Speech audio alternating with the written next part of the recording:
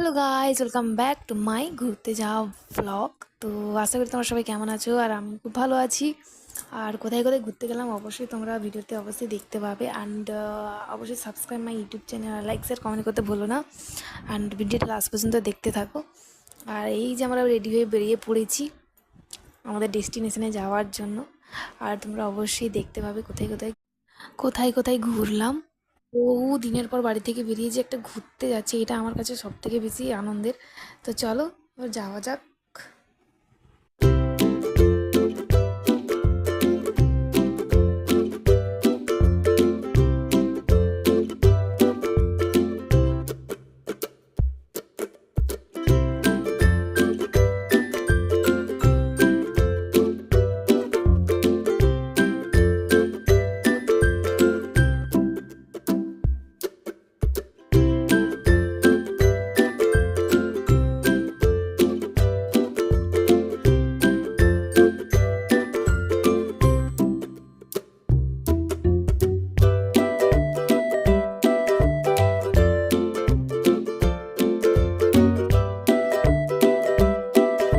গাড়িতে বসতেই আমার খুব বিরক্ত লাগছে, মাথাটা একদম বম বম করে ঘুরছে, কারণ পাহাড়ের রাস্তা তোমরা জানো কীভাবে এই দিক সেদিক সেদিক করে যায়, আর প্রচণ্ড ভয় লাগছে।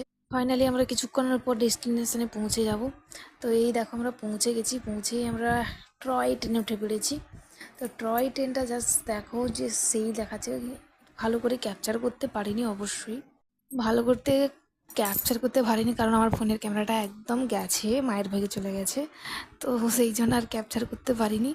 অ্যান্ড তো যেটুকু করেছি তো অবশ্যই একটু ক্ষমা করে দিয়ে দেখে নিও ভালো করে। তোমরাই আবার বলবে এই তো ছবির অবস্থা, ভিডিওর অবস্থা কী আর দেখবো, ভালো করে যেই স্কিপ করে দিই। তো স্কিপ করো না, অবশ্যই ভিডিওটা দেখো। অ্যান্ড অনেক অনেক ভালোবাসা দিও, আর like share and subscribe my YouTube channel. Toy ট্রেনে বসার জন্য আমাদেরকে প্রচণ্ড স্ট্রাগল করতে হয়েছে, তো অবশ্যই তোমাদেরকে বলবো। অ্যান্ড তার আগে এনজয় করো আমার ভিডিওটা।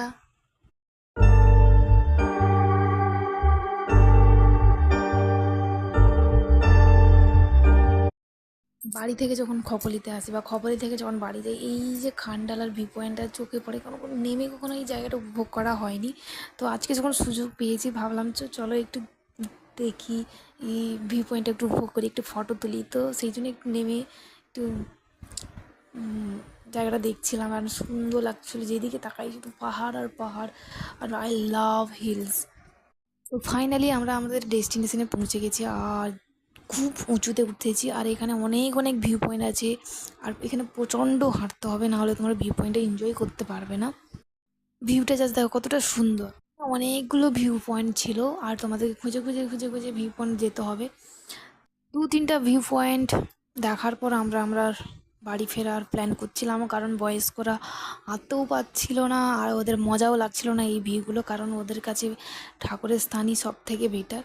তো এইগুলো ওদের মজাও লাগছিল না। আর যদি বৃষ্টিকালেও হতো তাহলে ঝর্নার জল পড়তো, তখন হয়তো ওদের ভালো লাগতো, বাট এখন ওদের ভালো লাগছিল না। তো সেই জন্য সবাই মিলে প্ল্যান করলাম চলো রিটার্ন করা যাক, যদি অন্য কোথাও গিয়ে কোনো ঠাকুরের মন্দিরে গিয়ে যদি সুযোগ থাকে তো ঠাকুরের মন্দিরে যাওয়া যাবে।